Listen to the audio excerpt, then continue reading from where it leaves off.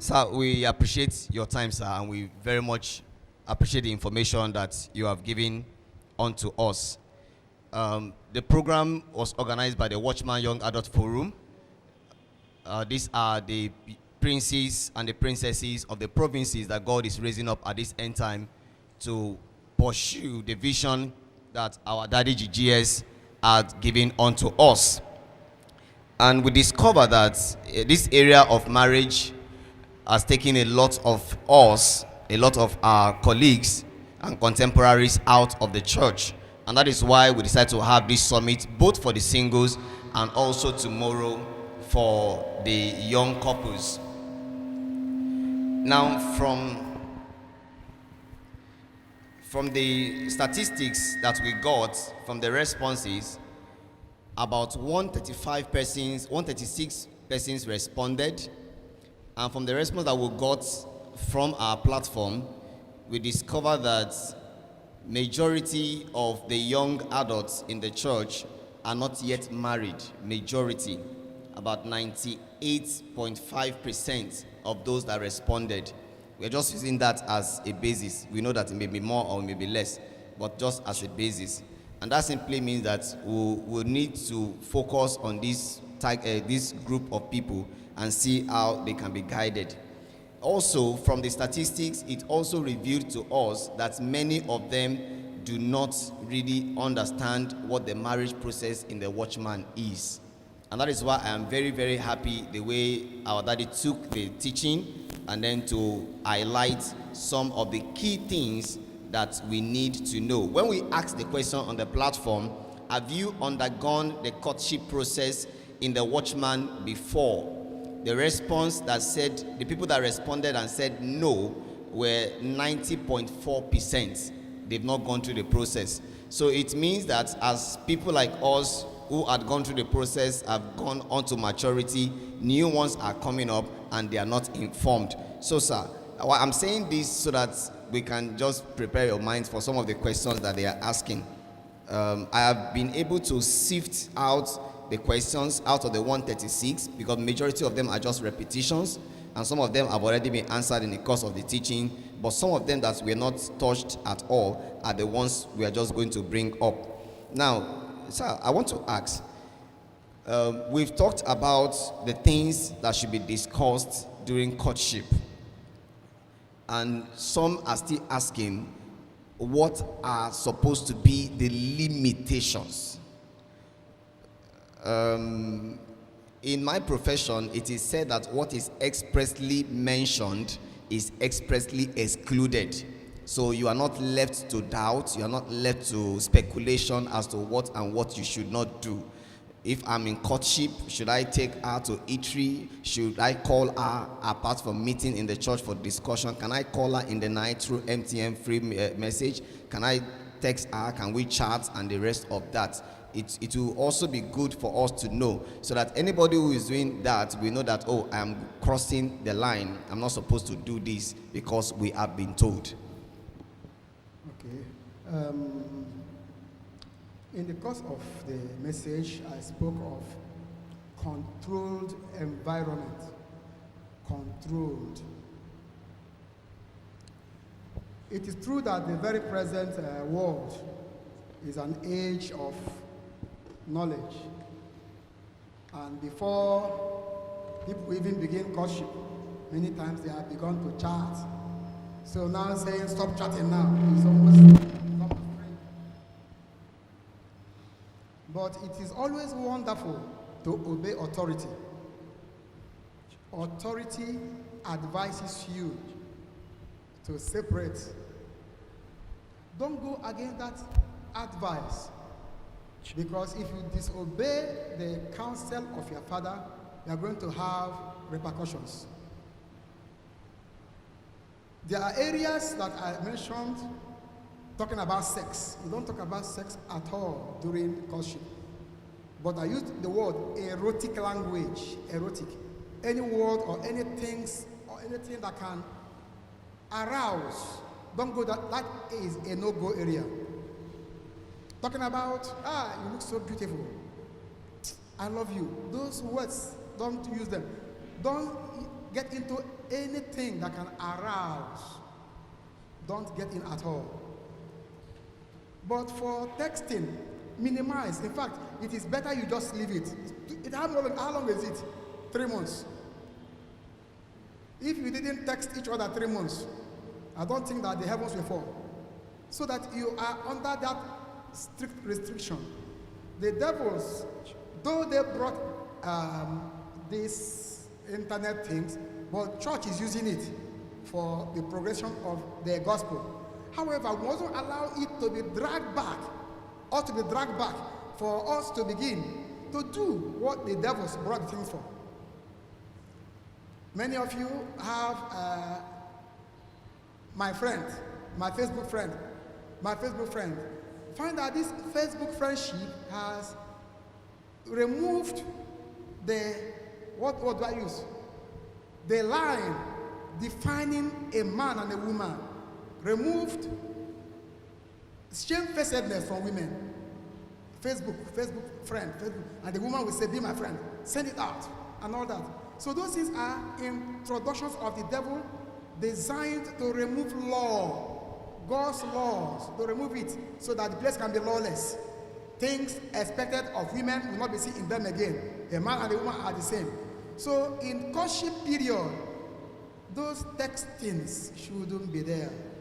Let's follow the instructions. They are, remember I said, there is no place in the Bible you say, look at where it was practiced. But it was a philosophy raised to assist young ones to get into a new platform of life seamlessly. So don't get into those things that will make you fleshly again. Just follow it. At the end, you are going to reap. Remember that this person is going to believe with you for the rest of your life. So if you didn't exchange text messages within the 3 months, it's not going to affect you at all. Try to keep that instruction and have a conscience void of offense toward God and towards men. So that's what I would say in that line. Okay, sir. Thank you, sir. So when you were talking about the duration of courtship, you said the church standard is 3 months, but sometimes it can be allowed for 6 months, even though if it's too long, one may be giving room for temptation and the rest of that. Now, the question that came in says, okay, the church says 3 months, but maximum 6 months. Can I, as a person, decide to extend it more than that if I feel that there are still a lot of things that we've not discussed in the course of courtship? Definitely. The church doesn't extend it to 6 months, but I say I can even recommend 6 months. I can recommend 6 months. But I added that some people are saying 3 months is too long. You now want to make it 6 months. Because in 6 months, you will have been able to discuss enough. But the pressure that comes many times will make 6 months look too long. Now, if somebody in a courtship period does not feel convinced, please, don't enter the next stage. Don't enter if you're not convinced. But we said at the beginning that before you begin courtship, you're already convinced. So you're planning for how to live together. However, in a few cases along the line, doubt may arise. If there is doubt, hold on. Because if there is doubt and you enter it, it's going to be rough. So if along the line you got some doubt not because you are looking for some fleshly thing. You thought this person that the sister has some millions in her bank account. And you say, if I marry her, she will help me with my family matters. And then you came in, and you are talking about finances. And she said, I just gave out everything I had to some motherless babies home. And told the Lord, I'm giving this out for you to bless me with marriage. After I gave it out, immediately you wrote. Let the man not say, okay, the woman doesn't have anything again. So that's it. If you are not convinced, please hold on. One of the things we also say is, we said it, affection develops during courtship. If by the time you finish the exercise, there's no affection, don't enter. Don't get in. Hold on. You need to pray. If there's no affection, don't step in. Okay, sir. Thank you, sir. So for some of us that have done interdiocese marriage processes, we discover that there is no uniformity, as it were, in our process, especially in this area of courtship. Am I right? Okay, so we want to know, because in some dioceses, in fact, one of the person that wrote in said that instead of the courtship holding in the parish, the pastor's wife, I suppose maybe the Dasan pastor's wife, she wasn't very specific, insisted that it must be at the central church. So they want to know, what must it hold in the central church, or what exactly is the stand of the church as to the designated point of meeting? The church has principles, and the principle is what I have stated. It should be an open place, a place somebody can readily enter, so that if people are discussing, they cannot do anything that is not godly. Now, we don't know what happened in that diocese that might have led to that. Maybe something happened, because I have known it to always hold in the homes, at homes of matured believers. But maybe something happened that made them take that decision. I wouldn't know. Now, if there is no home, then the church premises is used. But it is not supposed to be a thing for public display. So if it's for public display, there's an aberration. But some pastors are meeting and talking about trying to harmonize. So I believe very shortly there will be harmony. Thank you, sir. I thought we were going to clap for that information. Okay, before I move on to the next question, I want to know, do you have any question from the audience? Before we move on to the next question, any question from the audience? Can I go ahead? Okay, let's have the person. Please come forward quickly.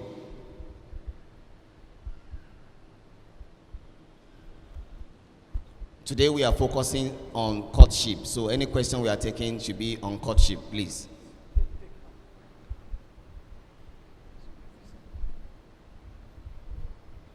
And if it has already been addressed by our daddy, please, there is no point repeating the question. If you have questions, please come forward, come forward, come forward. Praise the Lord.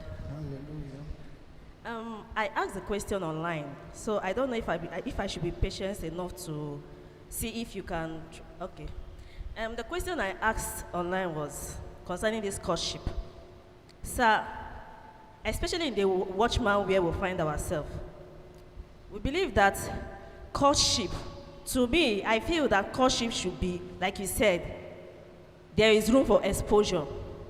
Now, I heard a story, I don't know if it is a fiction or a real life story, whereby a brother was impotent and the sister wasn't aware. So comments came and they were asking the sister, is it that they didn't do courtship? Why? What happened that she didn't know that the brother was impotent? So my question goes like this. In Watchman, the courtship process, does it give room that the brother or the sister will have a complete or a total knowledge about the sister or the spouse to be? So that is my question about it, that it should have a ground whereby the brother or the sister should have a perfect knowledge about the would-be spouse. So that is my question. Praise the Lord. Thank you very much, sister. It's a very good question. Very, very good. When we said you don't discuss sex, it's not talking about health. You discuss health, not sex. You discuss health. If a brother is impotent, he has a problem with his health. And it will be wicked for him not to unveil it to the wife, to the would-be wife. If a sister doesn't have affection, doesn't have interest, the body shows that she's not a woman, or anatomically she doesn't have a womb. If she doesn't tell the man, that's wickedness. So a man, a brother, should, if he is led and it is God leading him, the sister will not say no. There are people that are impotent. Jesus said they were born eunuchs. This is the matured class, so it's not a place for teenagers. The man's reproductive system didn't develop, or the woman's system didn't develop. She doesn't have menses. She doesn't have a womb, or she has a womb, but there are no ovaries, or she has ovaries, but no seeds inside the ovary, and so no menses. She should inform that brother. He should inform that sister. God can bring healing when two of you come together. God can make what wasn't existing to exist. God can also, on his own, decide that that thing will exist, but both of you become firebrand messengers of his. Don't you know that children cause distraction? I know I said we planned for 3, but I stopped at 2 because I saw distraction. I will fight through the night, bombardment, no time for God's work again. It was now defending these children. I said, no, let me stop at 2. So people can decide not to have children and go into ministry and adopt other children and train. God can. If a man is impotent and God says marry, and he tells the woman and she agrees, God may prepare her that there will be no sex. Two of you become vibrant evangelists. So God's calling and ways are different and can vary. The thing is that you enter courtship with sincerity. Let this person know all about you. Let him know, let her know. If you have reached menopause, tell the person. If the person withdraws, it is better for you that he withdrew than you enter that thing and then you go and see fire. So my sister, if a man is impotent, he owes it a duty to let the woman know. But I also want to inform that sometimes, especially for those who are real preachers, fasting and fasting and fasting, when they get married, they may have a lot of weaknesses, especially in the things of the flesh. The minister that's always fasting and praying and fasting and praying. I didn't say stop fasting and praying. I'm just informing the people. When he gets married, you may find him not being able to perform. Don't be angry. You pray for it, and then a matter of time, two of you adjust and adapt on how to move forward. There are many ways that the woman, the sister, can still get satisfied, even if the man is impotent. And she can still get satisfied. Those are the things to be discussed after marriage. So impotency does not mean don't marry. She can still get satisfied. But the man owes it a duty to let the woman know. So thank you for the question. Thank you, sir. Okay, sir, we have had situations where the person that is coming for the sisters is from another church, or the person coming that the brother wants to marry is from another church. But we want to know what is the guide of the church on courtship, especially if the individual, the partner, the would-be partner is coming from another church. If it's within the Watchman, we know you have to meet in the mature person's house, the pastor's house, as the case may be. But if it's an outsider, what do we do? Yes, when it pertains to people from some other church, if it's a man coming, somehow we want the courtship to be held in our church. And so we will write to that church there to release the man to come for courtship. And the courtship will still be held the way we hold our sessions. If it is our own brother going out, we cannot tell the sister to come for courtship in our church. We will not let the brother go. Whatever he sees, since he said God is leading him, he takes. But you find that when it pertains to some other denomination. We want to be very sure, because many times a lot of problems arise with brothers going out to marry. The person they get married to comes and becomes a lioness. I remember a case in which marriage committee tried to hold the brother. He persisted. Once he persisted, they released him. Gave him letter. After the wedding, I think they even wedded in that church. After the wedding, came back. 1 week, they reported to me. The brother rushed to the same marriage committee and said, "Sirs, that they should give him opportunity to talk to people so that they can listen to the marriage committee. The things that they told him may happen." That's what was happening. The lady wasn't born again. So, when it pertains to going out to marry, most of those things have to come through my table, the same pastor's table. And we take time to look into it. In fact, in one of the cases, I need to take it to the GS. GS told us what to do, and we are processing. Because no parent wants to lose his son or daughter. If two people are in Watchman, we can readily manage them. If there's any problem, pastor comes in. He can say, "Brother, stop that. Come on, stop that." And he will stop it. But when it is from outside, the man is from outside, the sister has gone, she has gone. If the woman is from outside, there's a case I knew that the lady from outside does not listen to any Watchman pastor. She still calls her pastor in her former church. And that marriage didn't work. That pastor either told her to come out, and she left. The brother can't marry again. Right now, the brother is not married again. So that's why marriages that pertain to other churches will have to want to be sure it is God. But if the person says, "I must go," we cannot do any other thing. We write to that church, and no pastor, most of those churches, most pastors will say, "She is wonderful. She is a Christian. She is our mistress. She is a child of God," because they want their daughters to get married. So that's the reason. If it is a brother going out, we cannot tell the woman to come to our church for courtship.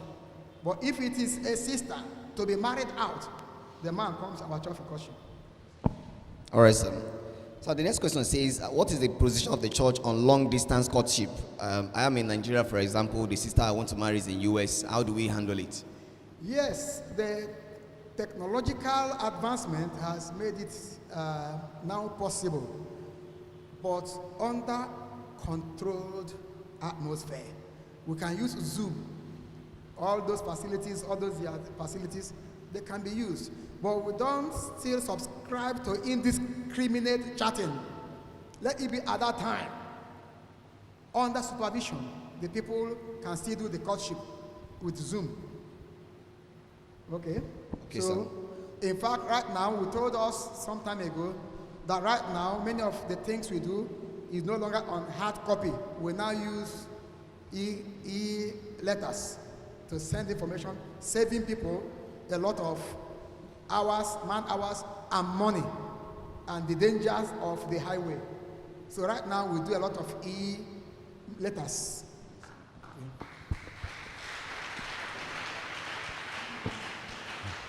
You actually need to clap very well.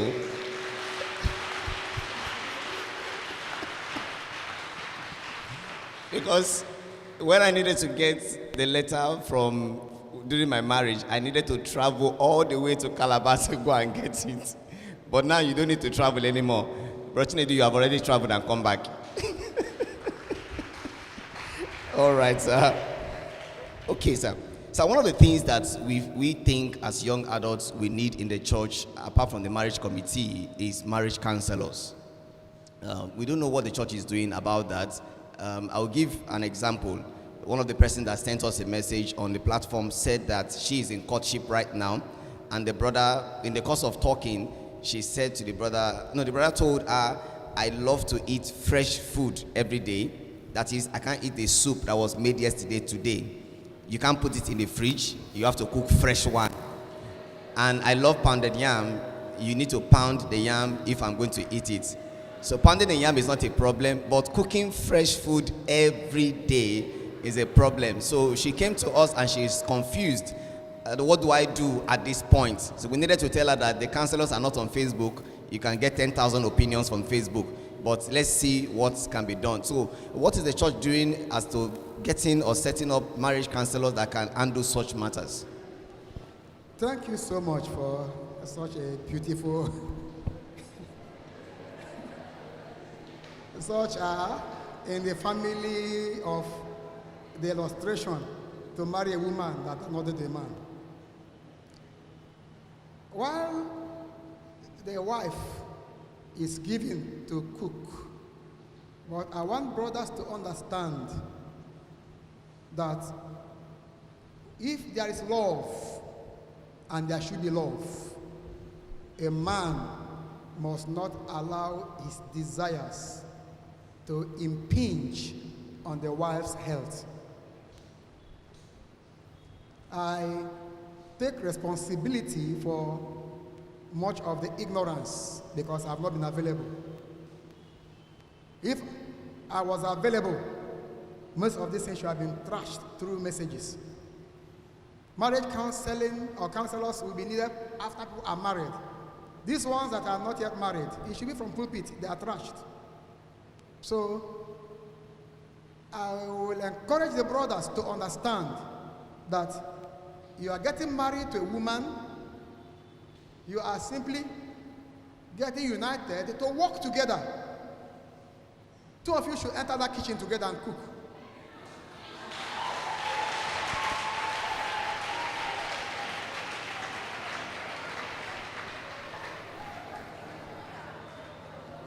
I became a Dacian pastor.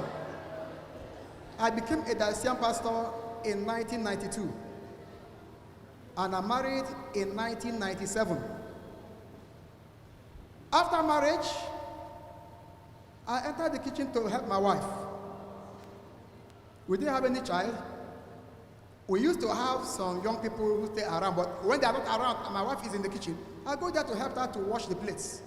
And she's cooking and we are cooking. I wash the children's nappies. I wash them.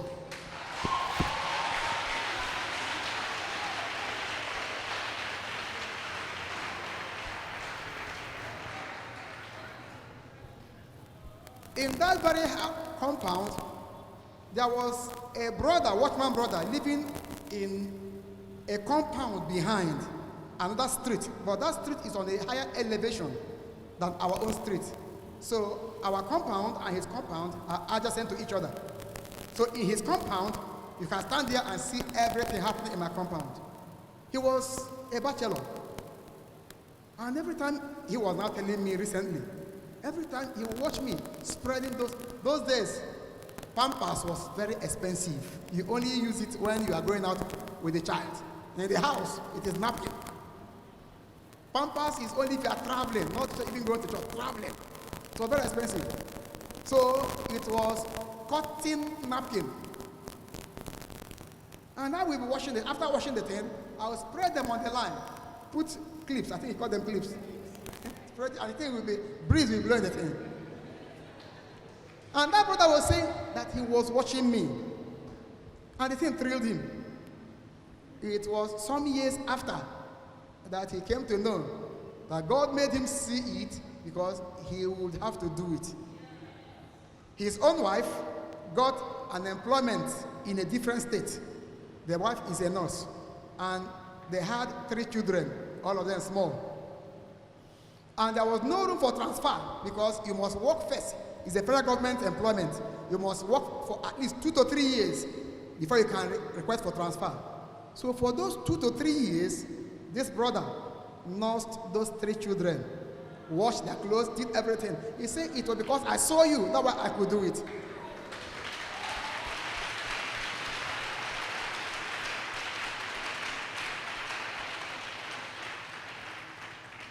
So love doesn't permit you, will not permit you to leave all the household chores to your wife and then you'll be in the bedroom reading newspaper and then waiting for food to come.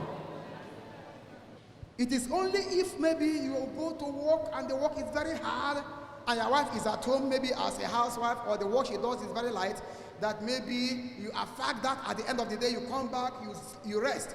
If not, you should assist your wife. Two of you are one, and two are better than one. When you begin to do it, you see love increasing. You see it developing, your unity becomes stronger. So, cooking fresh food every day, two of you will be cooking that fresh food every day. Today, you cook with fresh fish. Tomorrow, you cook with chicken. Third day, you cook with pork. Next day, you will cook with seafood. By the time you have done it for 1 week, you will now reconsider.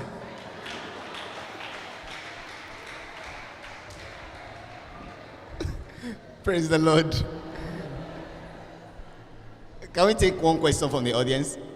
Okay. Praise the Lord. Sir, I have the 2 questions to ask. Number 1 is directly from the message of today. Then the second question is by experience. Now the first question is, when during the administration, you said that if parents refuse to give their consent, that their marriage can be stopped. Let me just use that word to summarize it. So the question now is, even if when it is God's will, that you are very, very sure that you are being led to this marriage, and the parents refuse to give their consent, should the marriage, for the consent of the absence of the consent of the parents, be cancelled? That is the question, the first question. Then number 2 is, I want to talk about the situation whereby in the Watchman now, let's say a brother has leading to marry a sister from the east. Is there any provision that is made, for example in Lagos here, that is made for that brother or for the marriage committee in the east to be aware of the brother coming for the testimony of the sister under them? Because why I'm saying this is from experience, like I said before, a situation, a brother traveled to share testimony with a sister in the east. So getting to that place, the pastor was like, okay, something just come up. The brother said, but I think the committee would have settled this before I come. Then the pastor said, I'm just hearing it for my first time. You are coming. I just hear about the marriage. I was not told. So the question now is that, is there any effort that is put for those people to be aware that a brother is coming to share testimony with the sister? That is the question, sir. Okay, let's start with the second one. God bless you for the questions. That is more of an omission from the diocese over there. We are human, and there can be omissions, failures in organization, communication gap. What is normally done is that we write, Lagos, we write to the diocese over there, requesting to know about the sister's marriageability, if she is marriageable. That question we are asking is, number 1, is she mature? Is she a believer? Is she born again? Number 2, is she matured for marriage? Number 3, is she free or not? Then number 4, her health situation. Is it okay for marriage? That is what we mean. Is she marriageable? Is she a believer? Is she born again? Is she matured as a woman for marriage? Is she free of any other entanglement? Because if some other person is already in a process with her, she is not free. And then number 4, how is her health as regards marriage? Now, when they give a reply that is positive, we then write and say, following this your reply, can you kindly receive this brother who informed the committee that he is led to have her hand in marriage? When you are sent there, most of the diocese will still interview you to be very sure that you didn't cut corners in Lagos. They can still interview you. After which, that Dacian pastor and his committee, either Dacian pastor alone or he sends you to the committee, they are the ones that will now make the arrangement for you to go to the parish where she is for that. So that problem was that the committee over there disconnected from the pastor of that parish. So it is not from Lagos, it is from that place. But it may be a communication gap. Normally, they should carry the pastor along. Now, for the first question, parental consent, I said two things. The parents of the woman must approve, must agree before the marriage can take place. And if God, Almighty God, that has the hearts, Hearts, of kings in his hands and turns the hearts to any direction he wills, if God gave it, God will turn their hearts. Now, the marriage process is often selected by God to build up spirituality in his children. Please take note of this information. That is why you find to pray through to the will, you are exposed to many things from the Lord, teaching you how to hear from him. Now, to get through from the parents, you may find them resisting. The person they had in mind for their daughter is the person that will come and buy new cars for them, change the house and do this and train that person. But behold, the brother, he doesn't have all that. They will likely say no initially.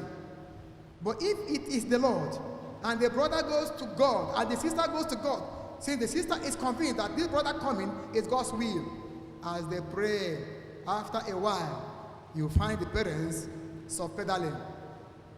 Sometimes the sister she comes for counseling, and she's encouraged on what to go home to do at home. Sometimes she will do some drama at home, and they say, please go and bring him, let's do this thing quickly. But if the parents didn't agree, you must pray until they agree. Now, if they become stubborn, like I know a case in which the man said the lady is, the person coming is Osu. In Igbo, there is a thing they call Osu. Is Osu, you can't marry my daughter over my dead body. And God killed the man. And the marriage still went on. So we need to pray through. Parents will agree. Sometimes the man's heart may be so hard that he will say, okay, let your mother decide, or let other person decide. If he has given his authority to somebody, it is an authority. It will still go on. But if there is no consent, you pray until God gives the consent. But for the parents of the man, that one is, we encourage their consent, because the lady is coming to their home. So it is good they accepted her from the beginning. If they didn't, you pray until they accept. And if they accept, then it's better for her. But if they didn't accept, after a while, the man can still take his step. Church will agree with him. The parents are not necessary. The man's parents are not necessary for marriage. He gets wedded. The parents didn't marry the woman.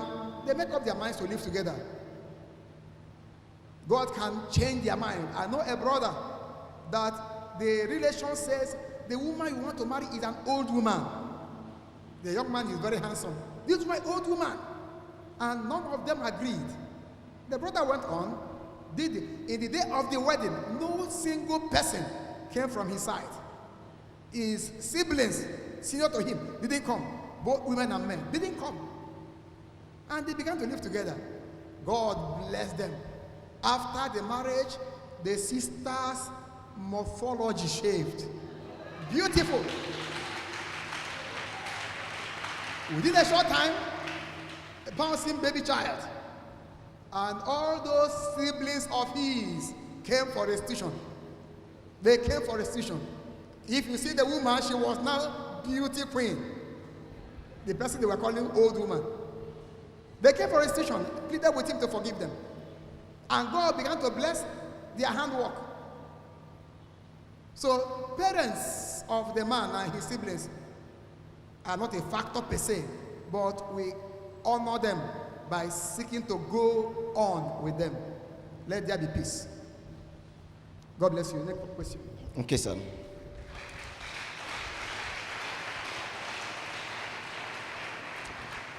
So when you were talking, when you were giving the teaching,